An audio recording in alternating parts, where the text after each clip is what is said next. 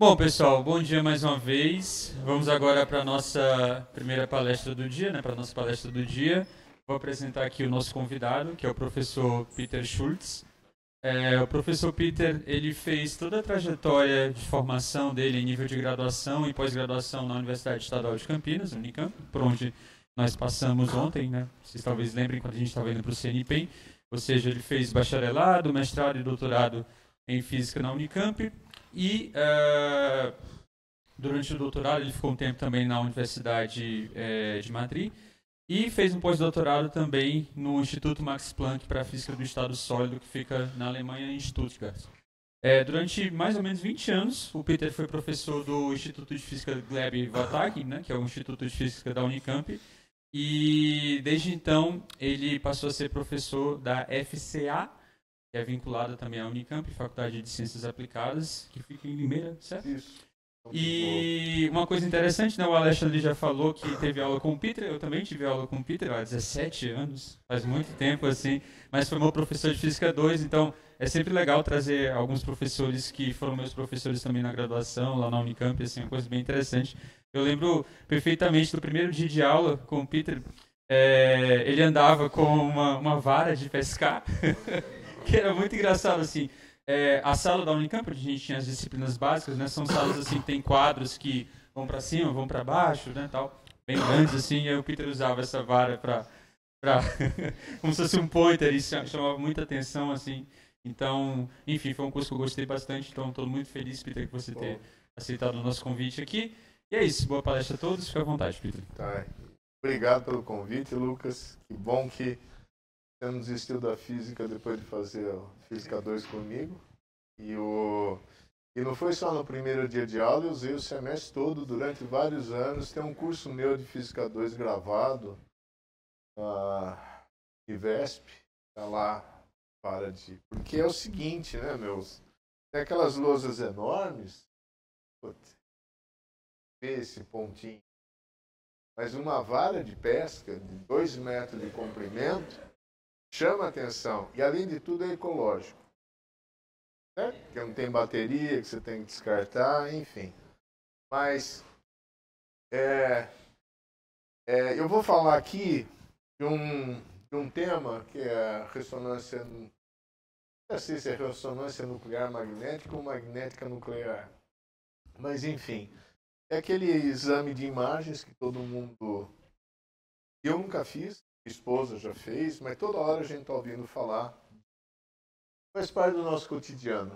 Né? E a última vez que eu ouvi falar disso, na imprensa, foi quando o Pulgar se machucou na Copa do Mundo da FIFA aí, e daí desaparece a matéria, o exame de ressonância magnética mostra que sei o que não está toda hora aparecendo. Ou seja, faz parte do nosso cotidiano.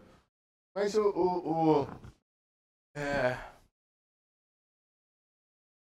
esse, né, exemplo de aplicação da mecânica quântica no nosso cotidiano, em favor da nossa saúde, é uma história assim fantástica, tem mais de 50 anos envolvendo um monte de gente, e eu quero contar um pouco disso.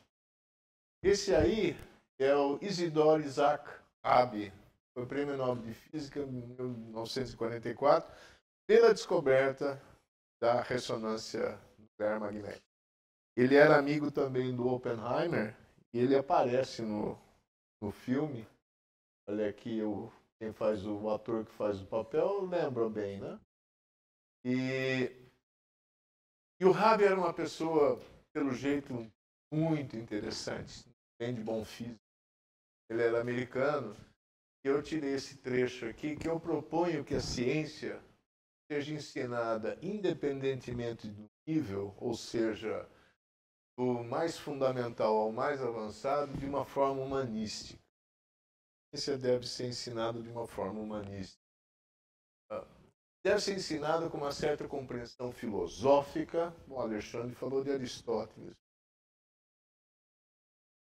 Com uma certa compreensão histórica, com entendimento social e humanista da biografia, da natureza das pessoas que as construíram, os triunfos, as tentativas e as tribulações. Ele evitou a palavra fracasso. manipulação também envolve fracasso. A gente vê a ciência quando a gente ouve as palestras, os livros, parece que a ciência, pô, o cientista é... Eu posso falar um palavrão? O cientista é sempre fodão, né? Tudo que ele faz dá certo, etc. Não, tem muita coisa que não dá certo. E eu acho que a história da ressonância nuclear magnética é um excelente exemplo para fazer uma homenagem ao cara que começou tudo isso aqui.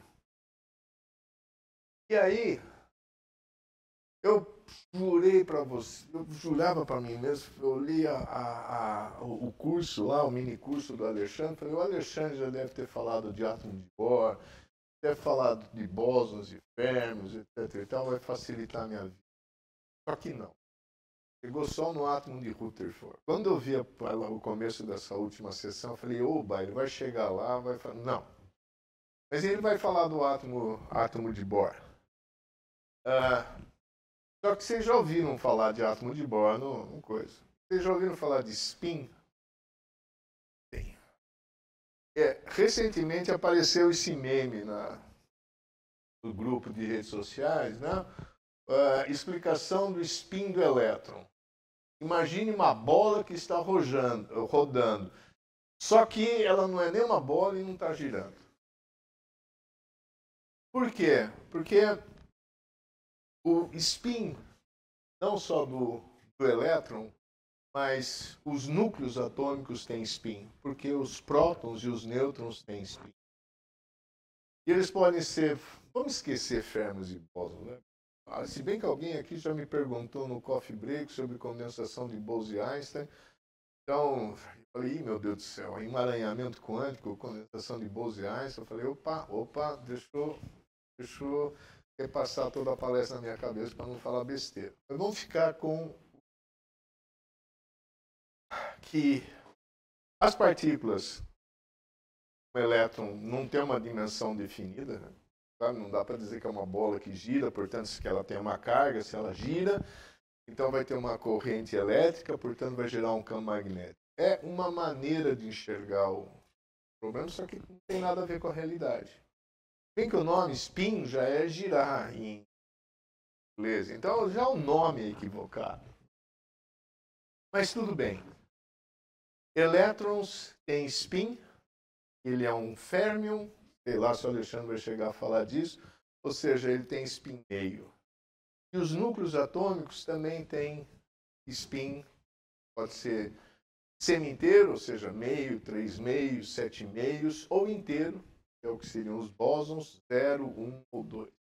Mas vamos pensar aqui, porque na frente isso vai... Deixa eu pegar a paçoca aqui amarela. Vamos pensar só no hidrogênio. Aqui tem um elétron, tem meio, e ele tem um próton, que tem spin meio. Ok? Porque, na verdade, o hidrogênio, que lá no final, na imagem de ressonância nuclear magnética, é o que vai ser o mais importante. Ok?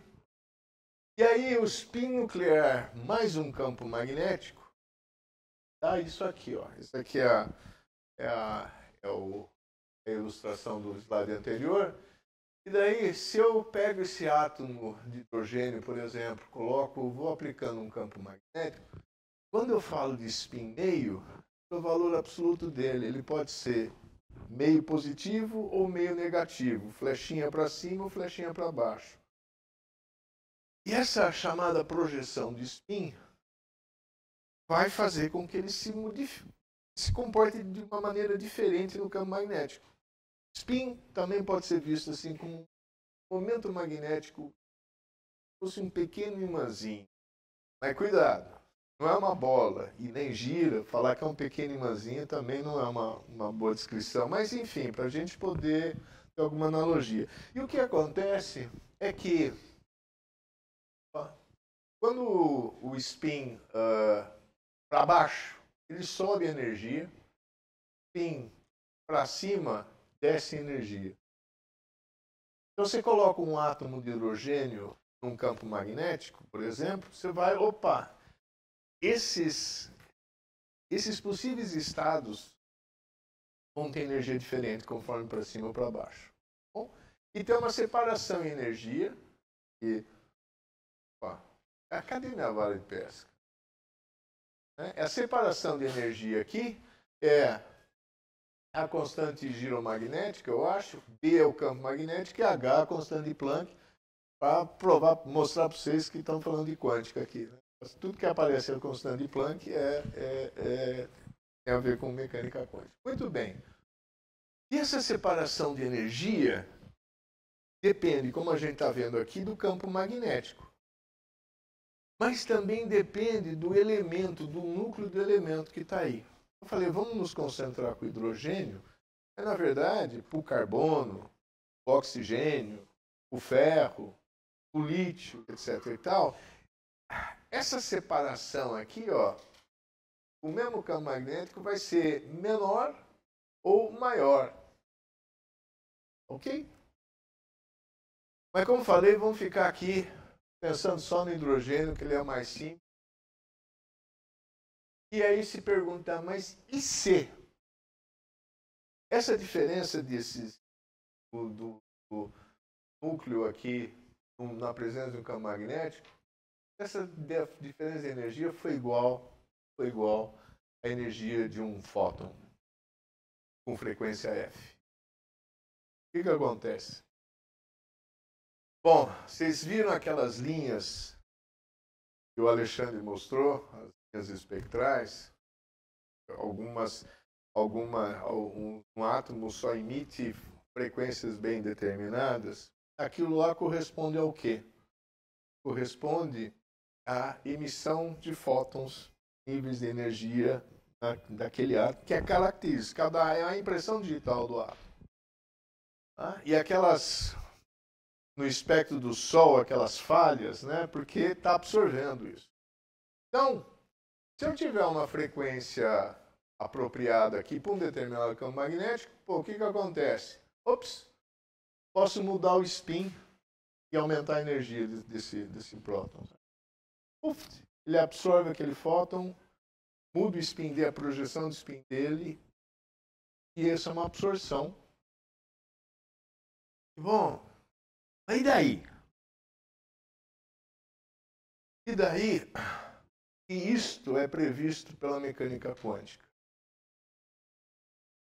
É uma característica importante. E aí, se eu consigo mostrar num experimento que isso é verdade, eu ganho o prêmio Nobel. Foi o que o Rabi conseguiu. Okay? O Rabi conseguiu.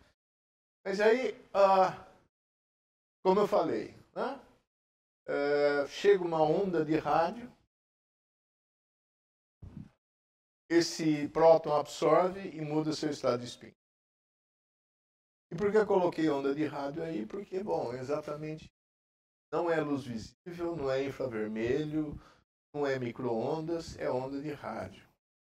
Essas separações de energia, essa emissão e absorção do fóton é na frequência de onda de rádio. Qual que é a frequência de onda de rádio?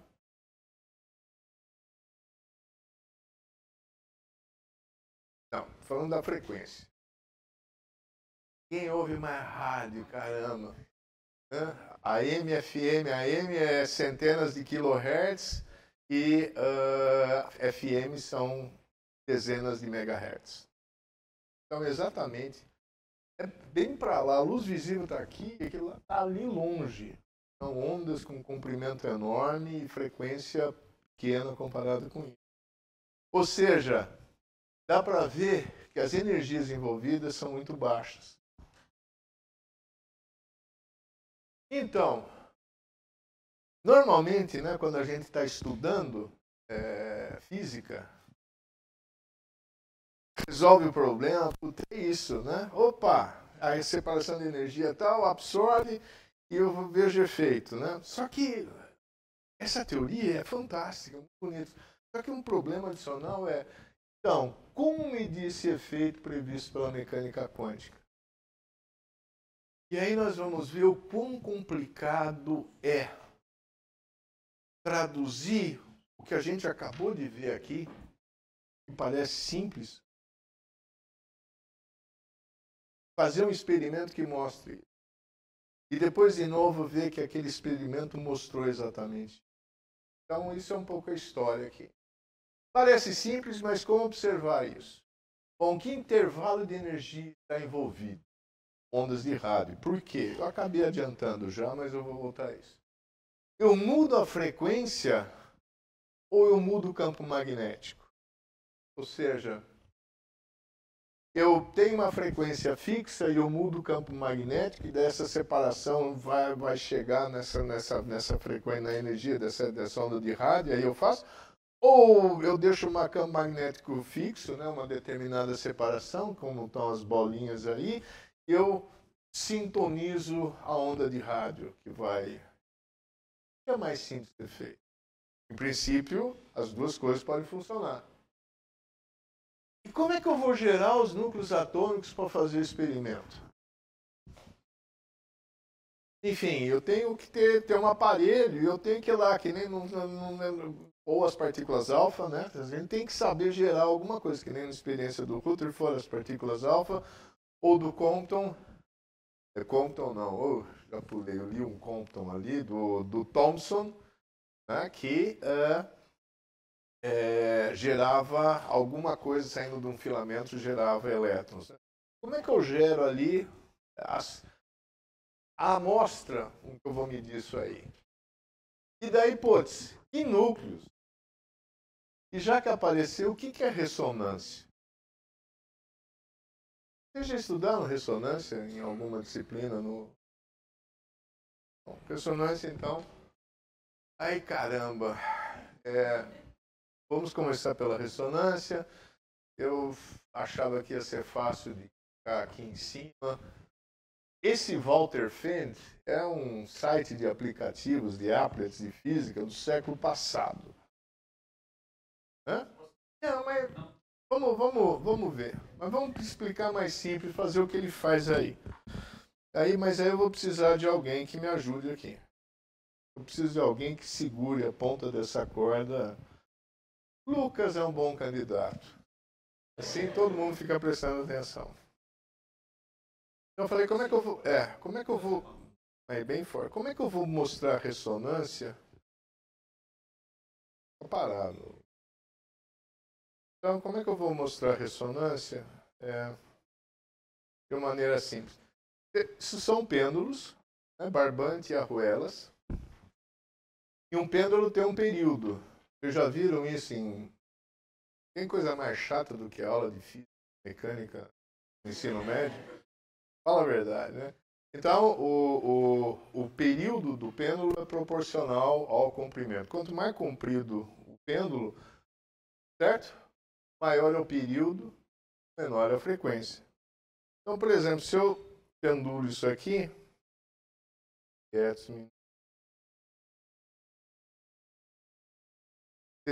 meio que vocês têm uma ideia, se eu pego esse mais curto, você vê que ele vai bem mais rápido, certo? Agora, aumente isso aqui parado, firme aí. Eu vou mexer nesse aqui. Esse pêndulo tem o mesmo período, a mesma frequência daquele pequenininho do lado dele, mas é bem diferente dos maiores que estão em volta, certo? Então, se eu começar a fazer isso,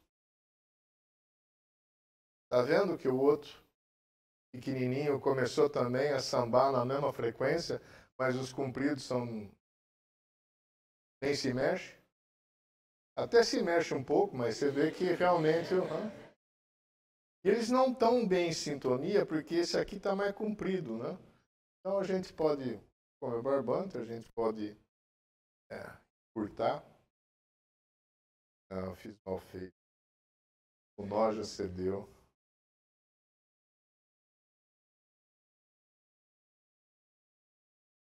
Esse aqui vai... Esse aqui é porque eu tô tremendo aqui.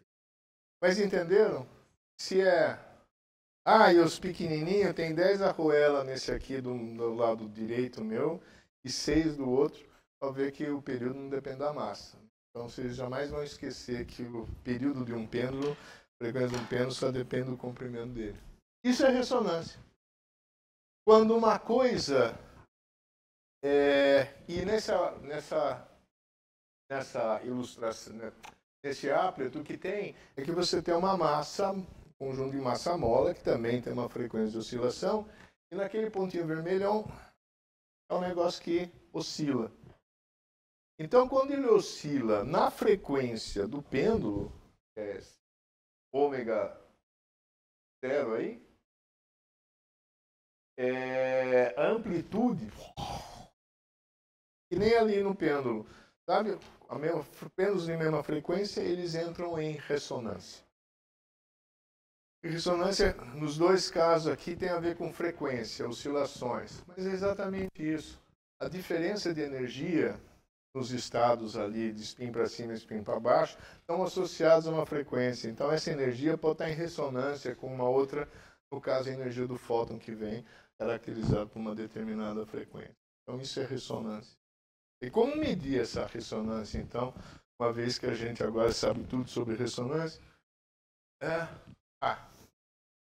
Eu ia fazer, daí vamos observar os pêndulos, já pulei essa parte. Vamos lá, outro problema. Uma vez sabendo que é a ressonância, as energias envolvidas. Como é que eu posso jogar alguma coisa, luz em cima, e ver se eu estou medindo exatamente aquele efeito? Bom, a ionização de átomos, vocês viram aí no efeito fotoelétrico, né, de arrancar um átomo, é da ordem de energia de elétron-volt. O elétron-volt é 10 a menos 19 joule, mas energia característica. A ionização do átomo de hidrogênio, por exemplo, arrancar aquele único elétron que está preso, é 13,6 elétron-volt. Mas estamos falando aqui de ordem de elétron-volt, ou seja, as frequências são de terahertz, do infravermelho ao visível. Bom, e alguns, você tem que ir para o ultravioleta para arrancar alguns elementos.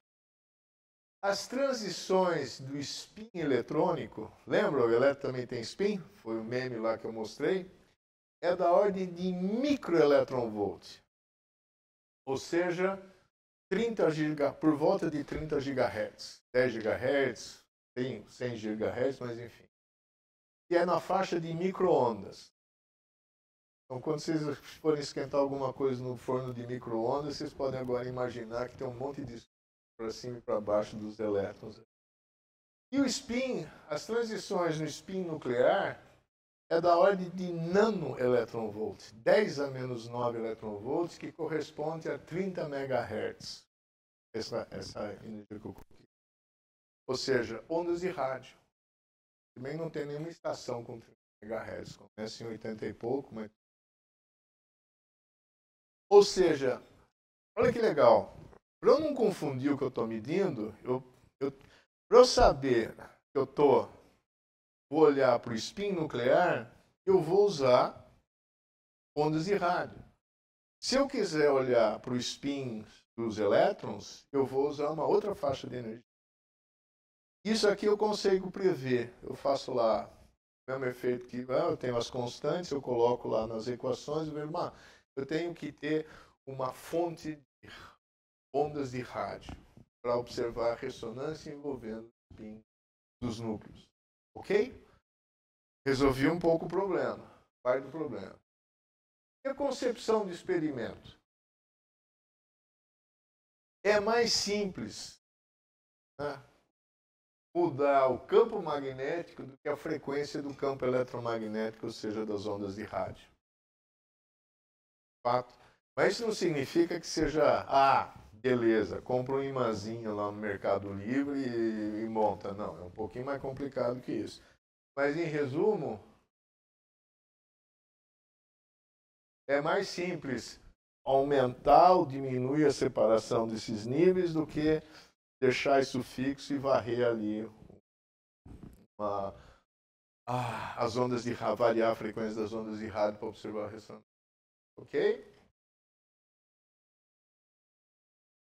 E medir esse efeito em quê? Ou seja, nos núcleos atômicos. Eu tenho que gerar tem que pegar um núcleo, que a minha teoria prevê que a transição vai ser para tal frequência, para tal campo magnético, e fazer isso incidir no meu aparelho.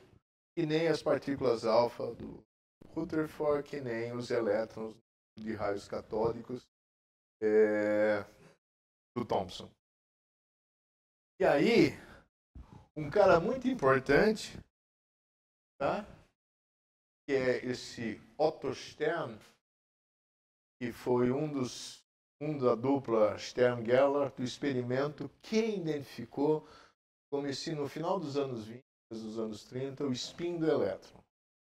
E ele tem uma troço aqui, um equipamento, em que ele tem também um forno, mas que solta átomos ou moléculas. Ele consegue fazer dentro de uma câmara, onde está vendo, tem um imã e tem um detetor. Esse aqui é o experimento de Stern-Geller. Tá? Ele tem uma cavidade, um forninho, em que ele gera átomos ou moléculas. Elas saem por aqui, passam por um colimador, depois chegam na região do experimento. Esse cara, o Stern, é que concebeu esse equipamento. E esse equipamento ajudou a física de um modo excepcional durante muito tempo. E aqui, ó, esse sujeito de óculos é o Isidor Rabi. Foi trabalhar com Stern. Então ele sabia, opa, eu posso olhar agora para o spin dos núcleos fazendo o que o Stern fez com os elétrons. E o feixe de átomos ou moléculas, para passar daí nos campos magnéticos, que eu vou variar com a minha onda de rádio, é assim, né? Você tem um forno, e depois ele vai emitir aqui partículas, que daí tem uma fenda que colima um pouco mais. Aqui é vácuo, né?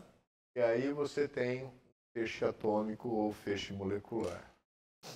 Muito por cima.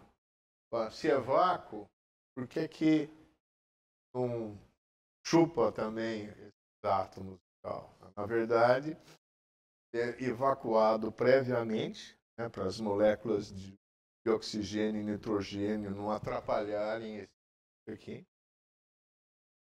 Eu não sei se vocês chegaram a ver nos cílios lá, equipamentos chamados de epitaxia por feixe molecular, mostraram ali as coisas enormes, de fazer filmes de materiais diferentes por mais ou menos com o aperfeiçoamento da invenção do Otto Stern. Okay? E o campo magnético está aí, você tem o feixe de moléculas ou átomos, você já deve ter visto em filme pelo menos, esse canhão de bola de tênis para treinar, e o campo magnético ali está desviando para um lado ou para o outro, ele dá o meu backhand aqui, conforme o spin. Tá certo? Basicamente é isso.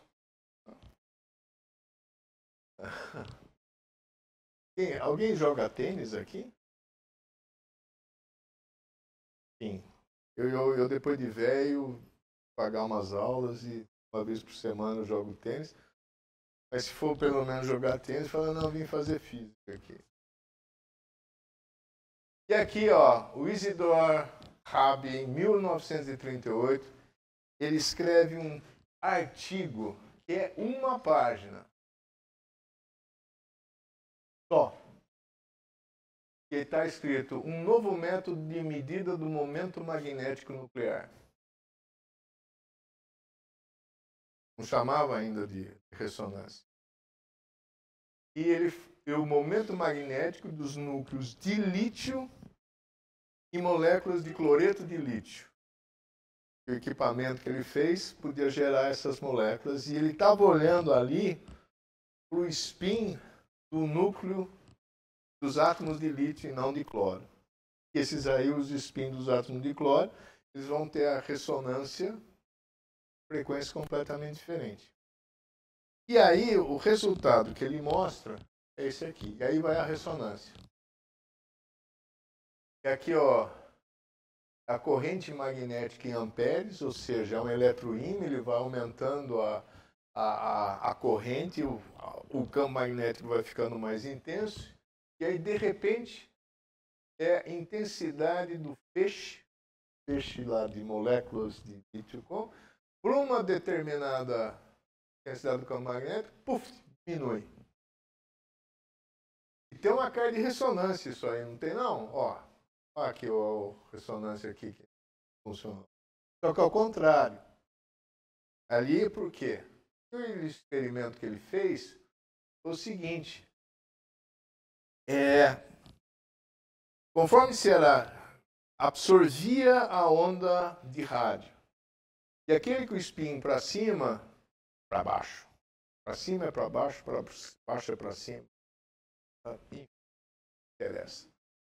Desviava de um jeito diferente num segundo campo magnético que ele colocava, e aqueles que absorveram a onda eletromagnética batiam no anteparo e as outras passavam. Então, se batia no anteparo, de repente a intensidade do feixe daquelas partículas tem que cair. Então, o que ele está fazendo? É uma ressonância de absorção daquela onda de rádio por aquele maldito spin, ou melhor, do spin daquele maldito núcleo atômico. E pá! E a curva mostra a intensidade do feixe refocalizado, né, para vários valores num campo magnético homogêneo. Esse campo magnético aumentando aqui. 1 ampere corresponde a mais ou menos 18,4 Gauss. A frequência do campo oscilante é de 3,518 10⁶ ciclos por segundo, ou seja, 3,5 MHz. Acho no megahertz. Coloquei lá o número 30 com guia, mas pode ser 3, pode ser 50. Pá! E o sujeito, e nessa história toda eu deixei uma coisinha de fora. Isso deveria, tá vendo? Isso aí é um símbolo, quer dizer, uma analogia do spin com esse imãzinho, e daí eu coloco no campo magnético, separa spin para cima e spin para baixo, e o spin não fica para cima ou para baixo, pensando ele um vetor, ele pressiona.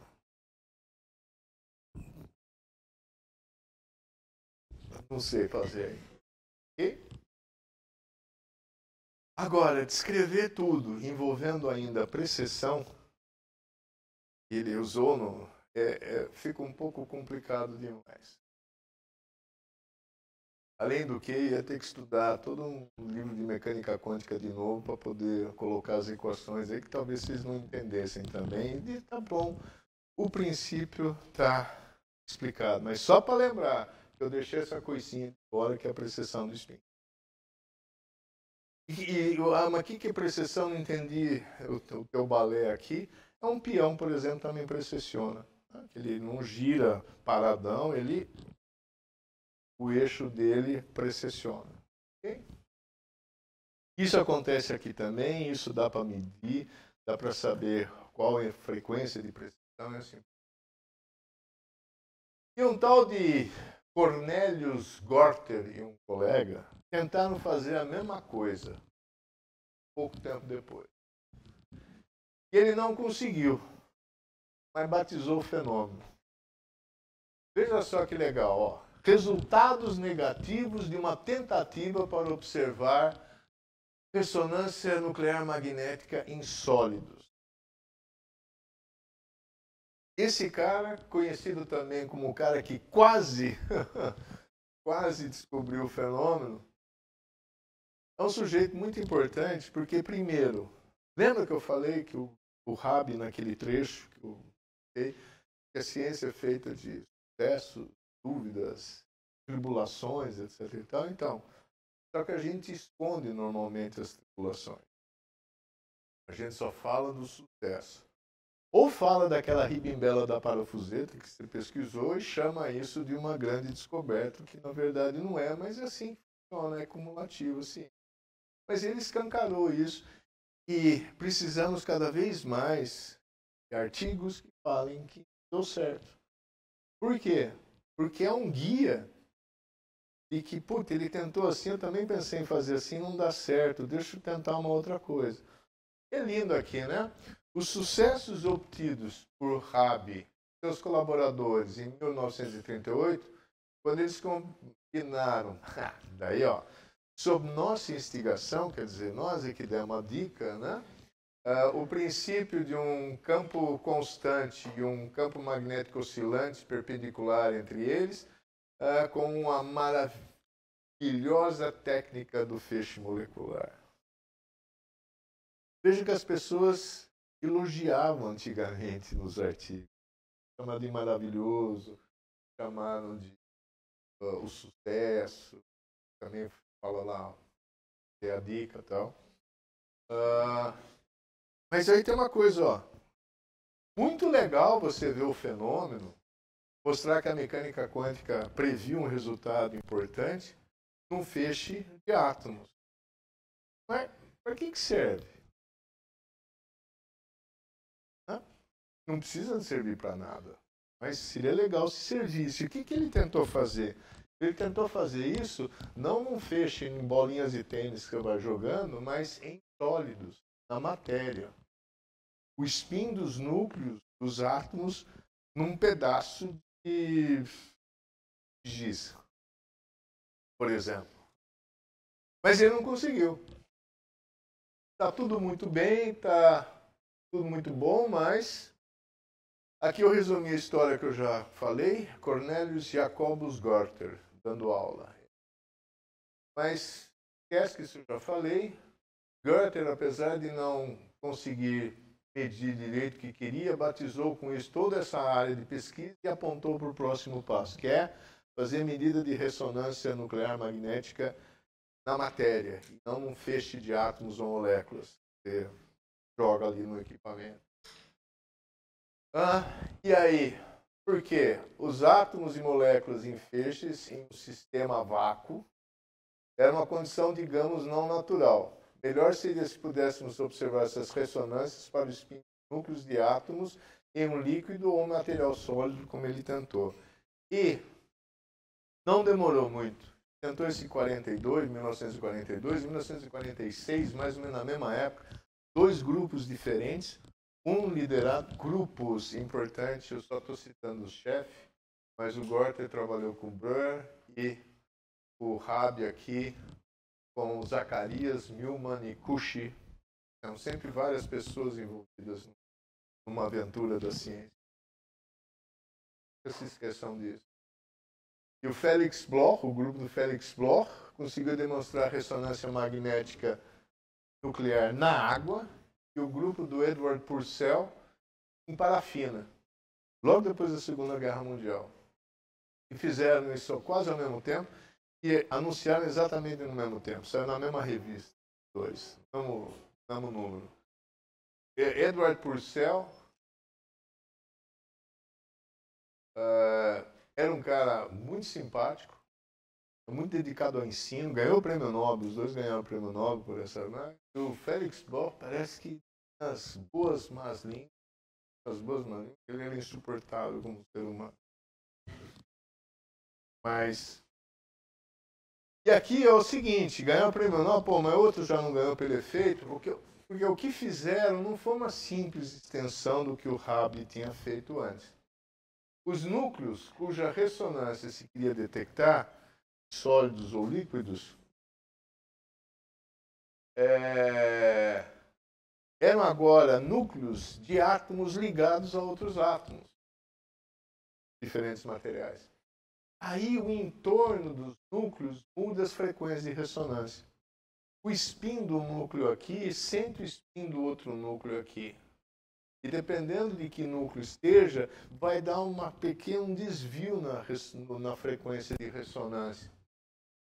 E aí os arranjos experimentais precisavam ser bem diferentes, com o material a ser medido aqui, dentro do equipamento, onde o campo magnético estático, que variava com uma onda dada a frequência, precisavam ser gerados de uma outra forma, diferente do que o cara do que o Rabi tinha feito. Tinha que pensar em novos 2 tipos de experimentos.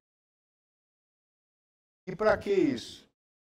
Isso aí é o espectro de ressonância magnética nuclear de uma molécula de etanol. E aqui, esse ppm, esse delta aqui, é o desvio da frequência esperada. Se o átomo de carbono 13, né, que é um isótopo do carbono, tivesse isolado.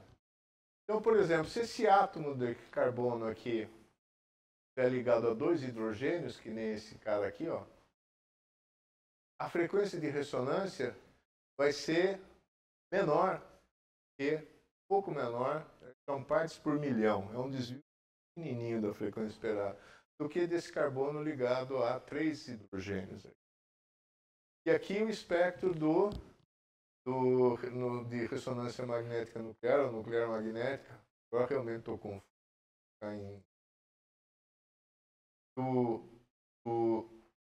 Do hidrogênio ligado a esse grupo CH2, tem várias possibilidades de transição, porque os spins ali se acoplam. Esse aqui, o hidrogênio ligado ao átomo de oxigênio e o hidrogênio ligado ao átomo de carbono ligado a outros 2. Então, cara, a gente coloca o material lá, sabe a composição, sabe que tem hidrogênio, sabe que tem carbono, sabe que tem oxigênio, etc. e tal, faz uma espectroscopia de ressonância nuclear magnética para saber onde os átomos estão. Tá vendo? Porque dependendo da posição desse desvio, eu sei que esse carbono está ligado a 2 hidrogênios, esse carbono está ligado a 3 hidrogênios. Agora, olhando para os hidrogênios, eu tenho tem hidrogênio ligado a carbono, mas também a outro hidrogênio, assim por diante, e consigo montar a molécula. E isso, cara, nossa, isso aí foi os químicos passaram a adorar isso. Quem que era? Você que queria fazer química? Químicos passaram a adorar isso aí. Os físicos também. Então, os arranjos experimentais precisavam ser diferentes. E aqui tem um arranjo experimental de Bloch e companhia. Aqui é um esboço do Bloch. Aqui, ó. Um tubinho de ensaio, o esquema dele, contém a amostra. Esses conezinhos de sorvete parece girando, os spins dele precessionando, mostrando que tem os spins precessionando. Tá vendo que tem uma bobina aqui em volta? Essa aí, a bobina é por onde passa a radiofrequência. E aqui tem estáticos. E aqui está. Ele injeta a radiofrequência por aqui. E aqui, perpendicularmente, sabe, parece que está fazendo essas voltas, está mostrando, na verdade, outro ângulo, essa bobininha aqui, é a que recebe a radiofrequência. Então, eu jogo a radiofrequência, mudo o campo magnético, que está representado aqui, está perpendicular, saindo do plano aqui, ó, aqui uma vara de pesca que podia mostrar direitinho a direção também. E aí ele vai mudando o campo magnético, aí de repente o receiver aqui, o receptor, tem uma queda da onda de rádio que está sendo transmitida por aqui.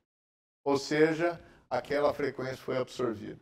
De novo, a ideia, o aparato é completamente simples, mas a ideia é o que o Rabi fez, de olhar a absorção das ondas de rádio. Mas, enfim, essa pequena amostra de água. O do Purcell é um pouco diferente, só que é mais simples de demonstrar aí. O esquema tá mais simpático. Mas aí são assim, amostrinhas assim, né? Amostrinhas tipo isso. Você não precisa mais do que água, do que etanol. Desse tamanho precisa fazer essa medida aí, né? E o campo de radiofrequência, como a dada frequência, também precisava ser gerado de outra forma, como eu mostrei naquelas bobinas. E aí a importância da pesquisa aplicada. Até agora nós estamos falando de fundamental. Certo? Cara que tem uma contribuição enorme para a mecânica quântica, o Isidore Isaac Rabi, e o Gorter, que não conseguiu fazer, mas o Félix Bloch, o Purcell, físicos famosíssimos na contribuição. Mas e que tal a pesquisa aplicada? Vocês viram isso ontem? Uma válvula Klystron faz parte da alma do... explicaram para vocês que um acelerador linear injeta no anel e ultra alto vácuo e tem que manter a energia ou aumentar a energia. Como é que aumenta a energia do feixe ou como mantém a energia? Hã? Sim, como é que é nos boosters acelerados? Por válvulas Klystron, micro-ondas de rádio de altíssima potência, são levados por guia de onda para os boosters, onde, na frequência correta, ele vai dando uns tapas no elétron, ele larga a mão preguiçoso, volta a andar como você tem que andar. E elas são usadas também para gerar ondas de rádio, de emissoras de rádio, comunicação interespacial e tal, mas são usadas no... Infelizmente, eu tirei foto de uma válvula Klystron lá quando um ex-estudante meu, que trabalha lá, levou para ver as entranhas lá. Né? A gente estava sozinho lá em 40, né? Então eles não puderam ir. Estava lá em 3 colegas. Mas esqueci de tirar a foto disso. Bom, e aí? Russell à esquerda e Sigurd Varian, 2 irmãos físicos. Esse aqui tem alguns problemas mentais, parece. Mas o outro não. Tinha realmente, eu não sei qual que era o diagnóstico dele. Mas eles fundaram uma das primeiras empresas de alta tecnologia lá no Vale do Silício, onde hoje é o Vale do Silício. E eles são os co-inventores, nos anos 30, da Klystron, né? Que é essa primeira válvula eletrônica para a geração de micro-ondas. E, por que não, também radiofrequência. Mais básico. Que é necessário para a ressonância magnética. Agora você tem uma fonte, ondas de rádio, bem mais confiável. Né? Isso só descobriu. Russell logo entendeu os significados de Bloch e Purcell. Olha só para que serve a nossa válvula aqui. E ele depositou ainda em 1948 uma patente, foi concedida em 1951, intitulada Métodos e Meios para Correlacionar Propriedades Nucleares de Átomos e Campos Magnéticos. E eles têm, até hoje, a Varian é uma das líderes em mercado de produção de espectrógrafos, espectrômetros de ressonância nuclear magnética, entre outros equipamentos. E esse aqui era o antiguinho, lá dos anos 50. Tá vendo esses troços aqui escuros? São as bobinas do eletroímã, esse negócio. E a radiofrequência eu não consigo identificar de onde que... Deve estar ali também. Eu, quando era jovem, cheguei a ver no Instituto de Física da Unicamp um troço dele. Mas isso não foi nos anos 50, eu não sou tão velho assim, né? Que ainda estava sendo usado. Mas seria possível fazer uma ressonância magnética de seres vivos? E aí, claro que é um novo grande problema, e um dos problemas é que, ao transformar em PDF, desviou aquela elipse lá que estava focando esta amostra aqui no experimento esses experimentos aqui também, né? São pequenininhas, são amostras pequenininhas. As amostras examinadas têm aproximadamente 1 centímetro cúbico. Mas e amostras com milhares de centímetros cúbicos em um ser vivo? Não dá para enfiar. A pessoa pega um bebê, por exemplo, que é mais simples de imaginar. Você pega um bebê, enfia numa máquina ali e vê que nem essa aqui, ou espreme uns eletroímãs. Não dá, né? Como é que eu faço isso? Mas também num ser vivo eu não quero saber onde que os átomos que estão ali estão ligados ou não. Eu sei isso mais ou menos. Eu quero saber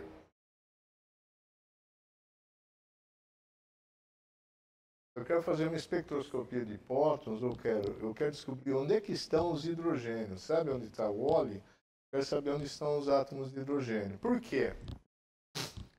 Porque o átomo de hidrogênio é de longe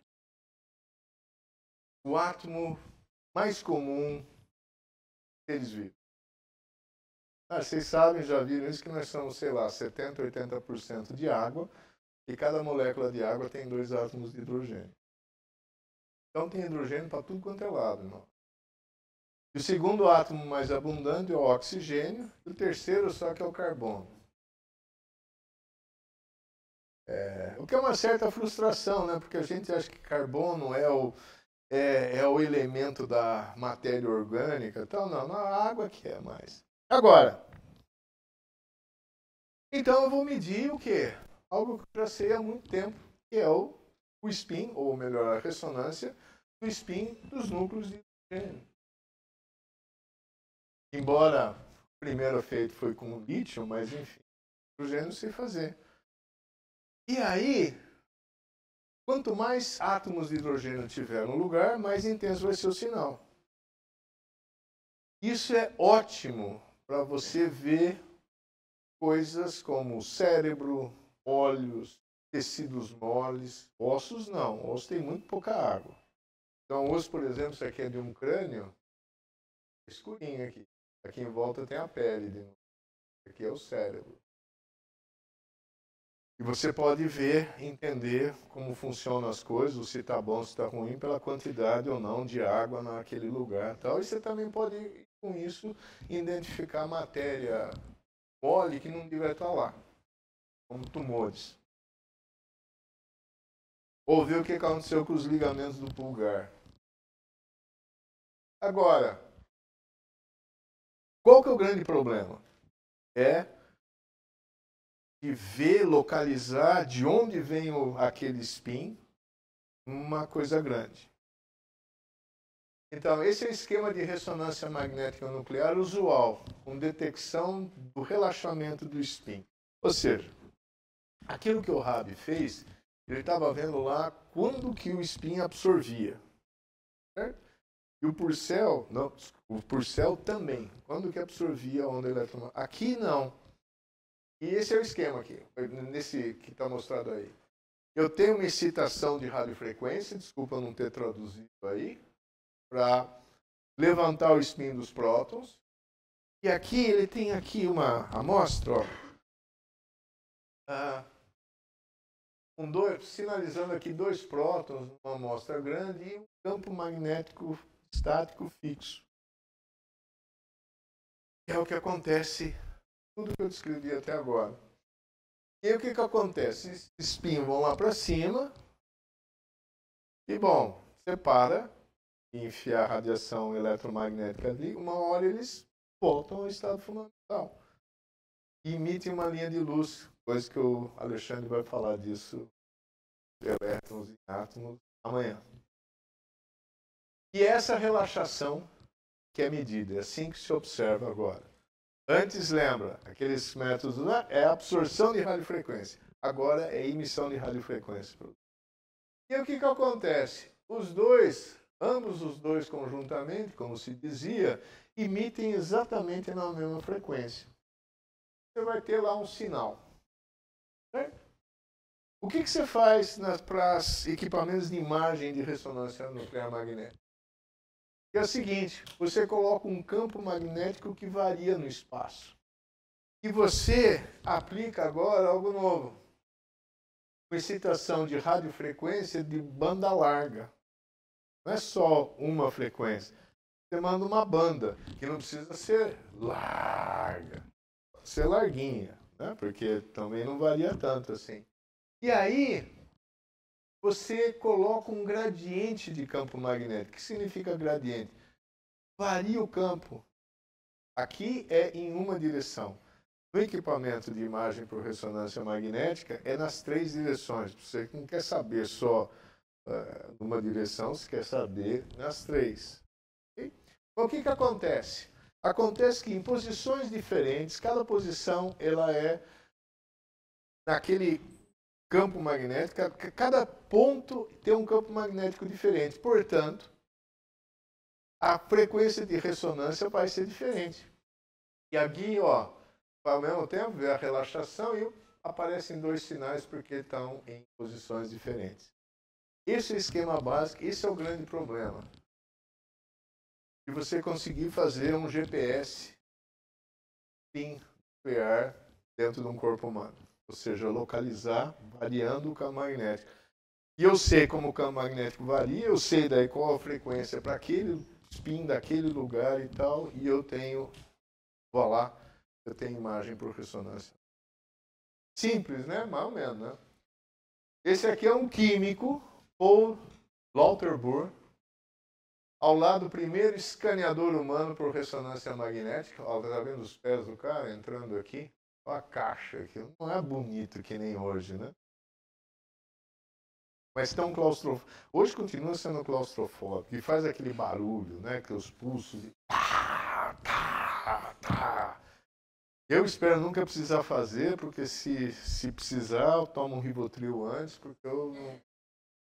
E esse é o primeiro escaneador humano que ele fez usando aquele princípio nos laboratórios da Universidade de Stony Brook, nos Estados Unidos, isso em 1975. Então, ele que teve a sacada, construiu, e um físico, Peter Mansfield, ele aperfeiçoou a técnica. Na mesma época, tal, ele está aqui nessa foto também observando uma imagem antiga por ressonância magnética. Então, veja só. Estamos falando em 1975, a coisa começou em 1938, a descoberta do princípio. Física básica. Interesse puramente ciência pela ciência. E aí, ao longo dos anos, foi a ciência pela, por que não, engenharia, aplicações que são espectrômetros lá possíveis com o trabalho do Bloch e do Purcell. Depois virou indústria também, com os irmãos Varian. E agora, de novo, com a ajuda de um físico e de um químico, e as pessoas que trabalhavam junto com isso, passou à área de saúde. Tanto é que o Lauterbur e o Mansfield ganharam o Prêmio Nobel de Medicina, sendo químico e físico, ganham o Prêmio Nobel de Medicina de 2003. Mas tem as tretas da ciência. Rabi ganhou o Nobel de Física em 44, Bloch e Purcell também de Física em 52, Lauterbur e Mansfield levaram de Medicina em 2003. E, pô, não tem nenhum médico nessa história, caramba, afinal de contas. Tinha, sim, um tal de Raymond Vahan da Median. Ele era médico e foi o primeiro, na verdade, a propor equipamento de imagem por ressonância magnética um pouco antes dos outros dois, em 1969.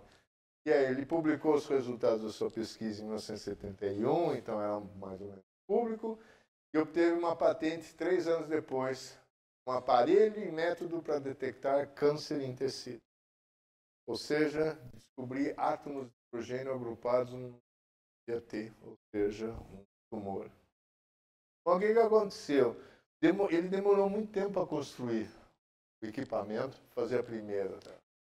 E ele não ficou nada contente, na verdade, ele ficou puto da vida, porque ele não foi também concedido o prêmio Nobel dele por causa disso que eu descobri. Mas tudo bem, porque, afinal de contas, ele fez uma empresa para vender aparelhos de imagem por ressonância magnética e teve alguma compensação no final da vida por esse não reconhecimento.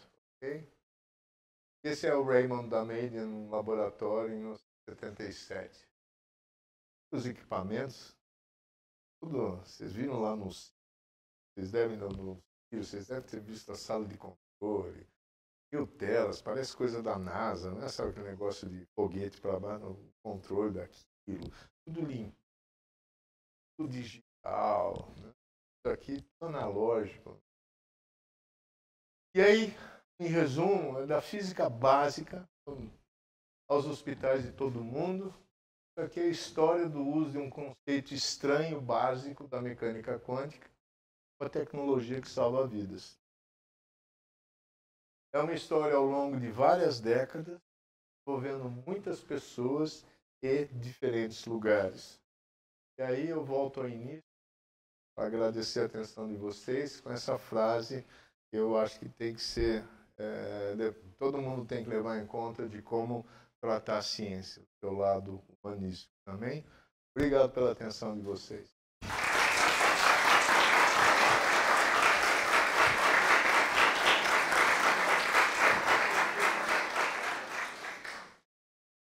Ufa.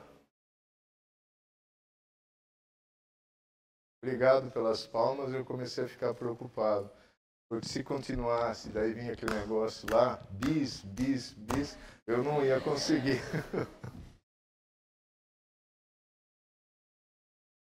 Diga.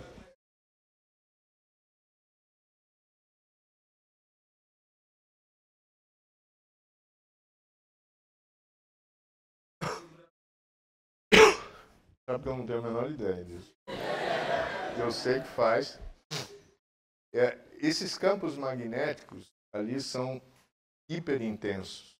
Vocês devem ter visto lá uma notícia há uns anos atrás, o espertinho queria ficar do lado da mãe, ia fazer um exame de ressonância nuclear magnética, então ele, não, eu vou entrar aqui e tal. Do lado do equipamento ele estava armado.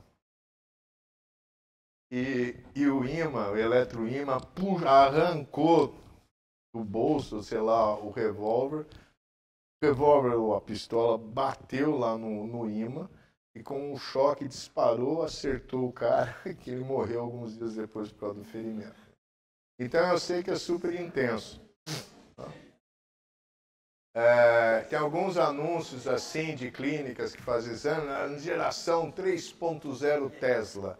Isso significa que 3 Tesla é a intensidade, em torno da intensidade máxima daquele campo do eletroímã. E eu acho que para gerar esses campos é por pulso. E quando se dá um pulso, é que dá aquele estalo lá. Eu não sei o que acontece lá dentro, são capacitores ou o que é disparado lá para gerar essa intensidade. Acho que é isso. O legal é que você perguntar para alguém que opera também não vai saber, eu acho.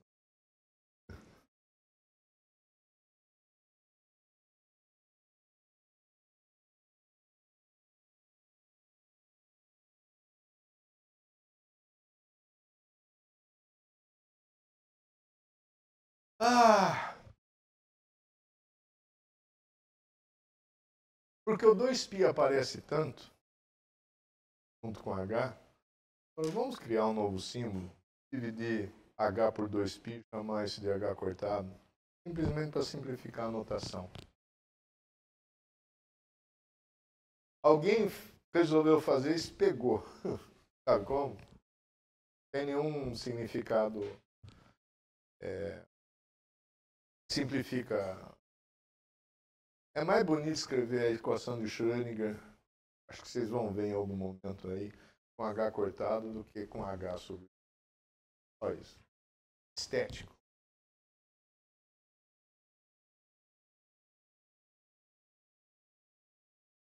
Diga.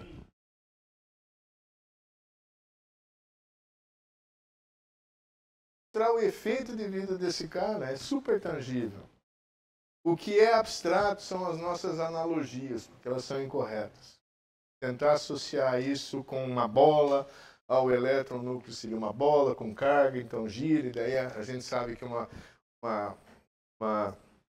corrente elétrica gera um campo magnético, então a gente tenta fazer essas analogias, mas é super tangível. Tanto é que, por exemplo, elétrons, num átomo. Aí você sabe que tem as camadas, aí tem os orbitais, etc. e tal. Né? E resolvendo a equação de Schrödinger, com lá o potencial coulombiano, aí você é um problema em 3 dimensões, certo? Um átomo é piquititico, lá meio angstrom ou alguns angstroms, mas ele tem 3 dimensões. Então, é um problema com 3 variáveis espaciais. Isso se traduz em 3 números que a gente chama de 3 números quânticos. Opa, esse aqui. 3 números quânticos que dão o endereço do elétron, né? Que é o nível de energia, o N, depois o momento angular, depois a projeção do momento angular e tal. Mas por que na camada mais interna, no S, só tem 2 elétrons? Não cabem mais. Porque, caramba, porra, mas qual que é o problema? Por que eu não posso enfiar mais elétrons na mesma aquela camada? Por que eu tenho que ocupar as de cima, que são soluções também dessa equação? É por causa do maldito spin. É um quarto número quântico. Num orbital S, só cabem 2 elétrons. Um com spin para cima e outro com spin para baixo. Então você vê que você não enxerga o spin, mas ele é ele está presente em uma série de coisas. Nossa, o universo é como é por causa do spin. Ficou bonita essa frase. Mas enfim, nesse sentido ele é tangível. Não tem uma imagem clássica correspondente que seja correta. Ele é super tangível. Está lá. Okay?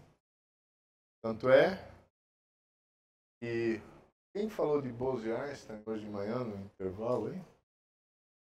Você. Então,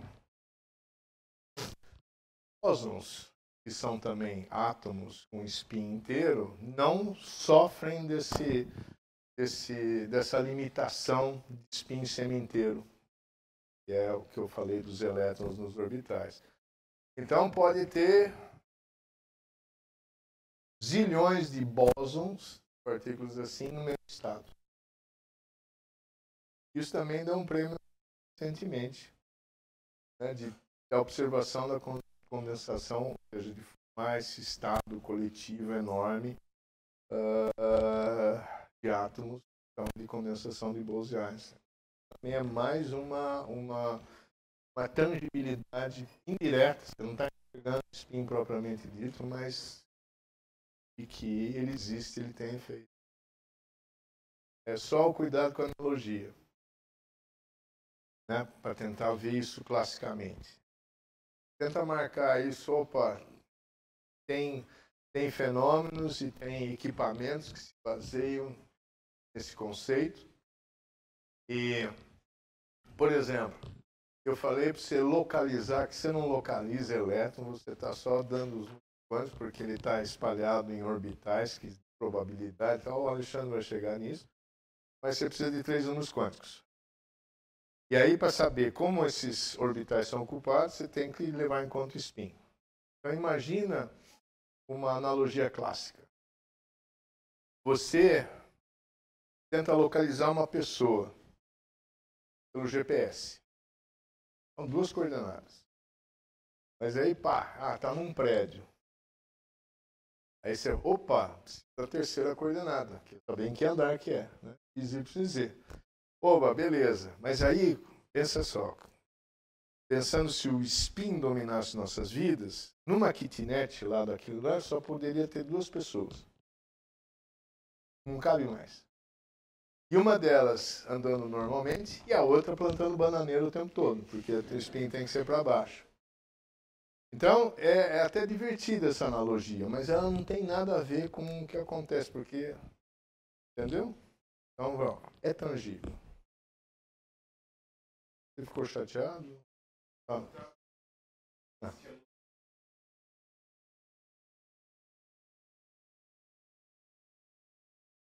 O spin para cima e spin para baixo é um jargão, porque o spin pode ser visto como, pode não, ele é visto como um vetor. Né? E daí numa representação em coordenadas, você tem ele, opa, ele está assim ou ele está assado. Aí a gente usa esse jargão, spin para cima e spin para baixo.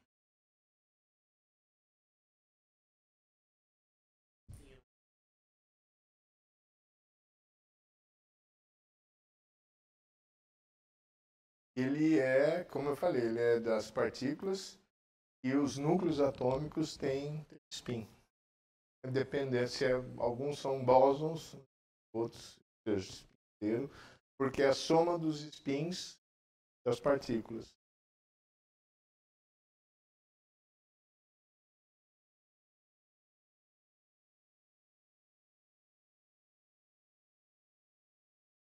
Bom, aí eu não sei como é que são as regras de spin quarks. São os que compõem os prótons e nêutrons. Eu não... Mas também, para carregar isso lá para baixo, falei, putz, tem que ter 3 quarks para... E também tem um up, bottom e não sei o que, já não lembro mais. Compõe um nêutron e compõe um próton. Né? Eu acho que eles têm, se eu não me engano, eu não vou falar bobagem, mas tem outras frações de spin que quando junta dá meio, dá um. Diga.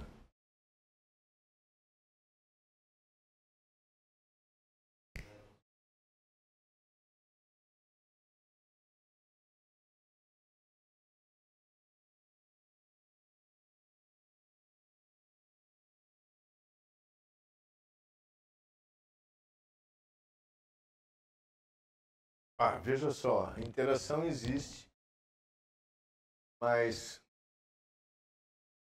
os outros fenômenos, tipo o spin dos elétrons, ou outras transições eletrônicas, os fótons têm spin zero. Elas estão em regiões de energia tão diferentes, não afeta.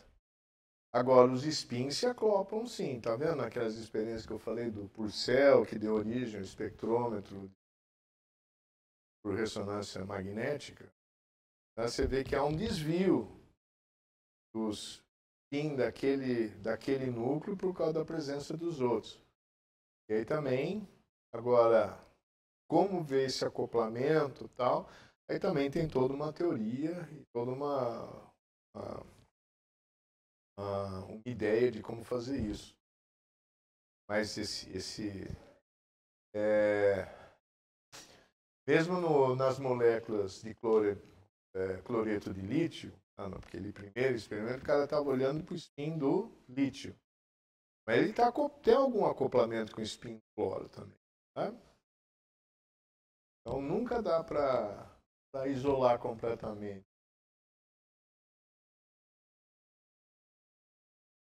Mas sabendo o que pode estar acoplado e com que intensidade, a gente chega lá.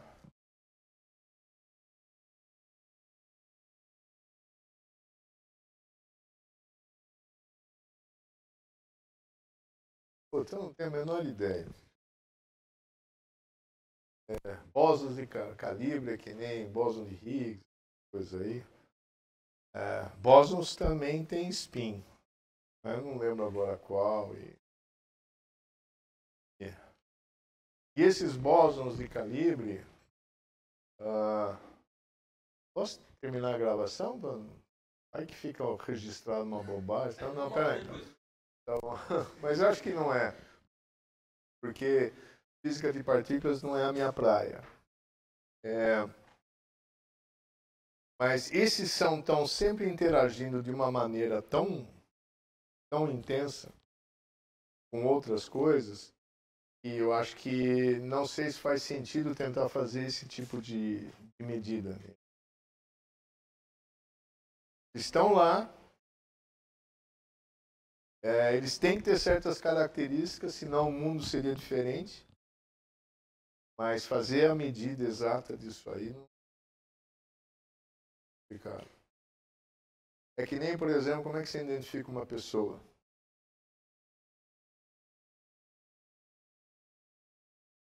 Pela impressão digital. Ah, tem, claro. Exame de DNA, né? Parece que é super simples. Prende o cara, pega a amostra, ó, dá o DNA, é fulano. Não, não é assim. Mas então, a impressão digital é uma boa maneira de identificar, certo? Tudo bem. Em princípio, todas as pessoas têm uma impressão digital. Bem? Só que não, tem aqueles que, por exemplo, queimaram as mãos, ou de tanto trabalhar com material abrasivo, sumiram as impressões digitais. Tem casos assim. O spin desses bósons de calibre, eu acho que são mais ou menos. Tá? Em princípio, tem ali, eles já não tem como medir mais, não tem como colher a impressão digital, porque ela, por outras razões,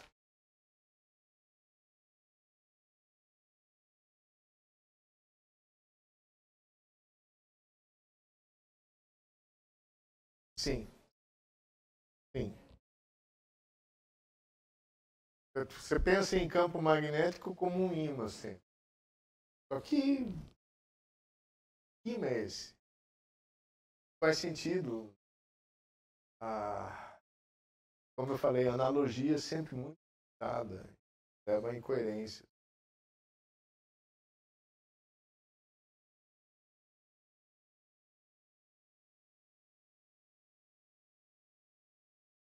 Não, a gente tenta fazer analogia para explicar para vocês, por exemplo, e você vê que não dá certo. É, a gente entende ele como consequência de um tratamento matemático bastante sofisticado, de detalhes muito minuciosos dos espectros atômicos, por exemplo, e também das transições que é o que aparecem em núcleos atômicos. Tá? E daí, bom, então, do ponto de vista magnético, eu vou dar o nome de spin. Algumas partículas se comportam assim, outras assado.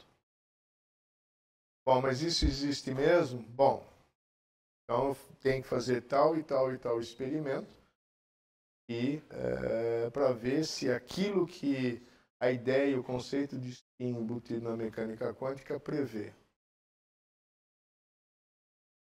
E se, por exemplo, o spin ele também é responsável pelo ferromagnetismo. Próprios ímãs, porque os spins se alinham de uma forma ou do outra em materiais ferromagnéticos. E lá eles se acoplam. E materiais paramagnéticos, ou seja, que se conformam, que se alinham os spins, não, ficam na presença do campo magnético, depois se desliga o campo magnético e volta ao normal, entre aspas, o campo magnético, também dá para explicar. Também é um material que existe na natureza e fala, bom, entendendo a origem desse magnetismo nos materiais, consigo. Então, existe uma série de evidências. Tá? E aí, tua pergunta, tua dúvida é ótima, porque é o problema, é o perigo da gente tentar fazer analogias para traduzir uma coisa que é no mundo só dele para uma visão. Qual outra analogia? Não, não é uma analogia, porque foi um resultado importantíssimo, levou a ciência, a física avante, mas até hoje, portanto, não é uma analogia, é um modelo incompleto. Mas até hoje a gente usa o modelo de Bohr, né? Para entender o átomo. Só que sabe-se há mais de um século que não tem nada a ver com o que tem na realidade. Isso. Schrödinger, Heisenberg, Born.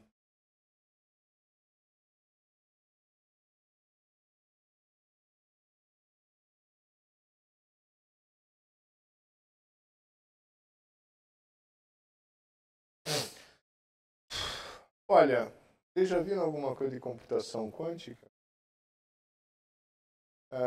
Falaram, mas aqui nessa escola. Vai ter alguma atividade dessas? Uma das maneiras de gerar os tais dos qubits é pelo spin. E de como esses spins dos qubits se acoplam. Certo? Então você pode, no fundo é complicado pra caramba, né? Não é assim, fim de semana eu leio uma revista, tá, mas você falando, bom, ok, eu vou ter bits quânticos baseados em spins, e eles têm que se acoplar de tal e tal forma para gerar tal e tal resultado. Você vê que isso acontece na computação quântica que você faz com bits quânticos, também é é assim que os spins se comportam. Talvez daqui a 10, 20 anos, não é? Quando o Lucas estiver velhinho, eu estiver no asilo, o Alexandre aposentado, a gente não vai mais falar de tubo de raios catódicos, que ninguém mais sabe o que é isso, para tentar fazer entender o experimento. Talvez a gente use o computador quântico e os qubits, que talvez vão estar tão no cotidiano para entender alguns conceitos difíceis. Talvez. Diga.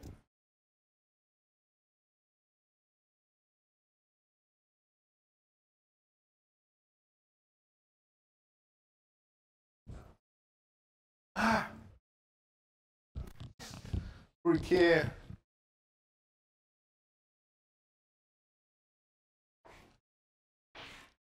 campo magnético 1, campo magnético 2, que é na verdade um campo magnético que oscila, daí com uma determinada aqui, que é a radiofrequência, gerado por um campo magnético 3. Vou colocar M2. Aí o feixe vem aqui. Esse campo magnético tem todo um desenho, ele não é uniforme, ele desvia de forma diferente, os espinhos, porque é uma separação, colima de novo aqui, e ao absorver, e aqui ele faz exatamente o contrário disso aqui. Então, na verdade, o que deveria acontecer? Deveria acontecer isso aí, batendo um detetor aqui. Certo? Só que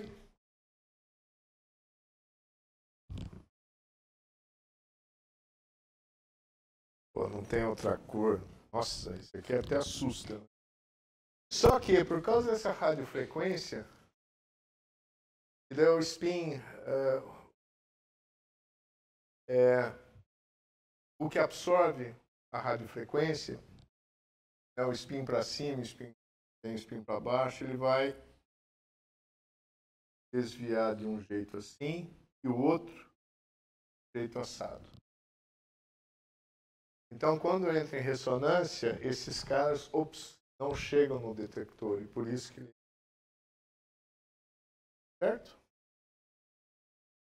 Mais ou menos isso. O detalhe é complicado. Nossa.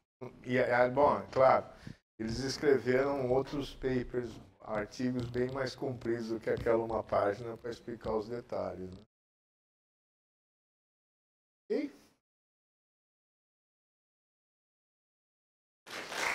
Obrigado.